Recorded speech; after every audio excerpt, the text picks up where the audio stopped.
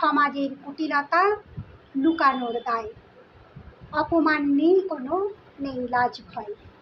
শুভরাত্রি, সকলে সুস্থ থাকুন, ভালো থাকুন, আনন্দে থাকুন, অপরকেও আনন্দে রাখুন। আজকের মতো আসি।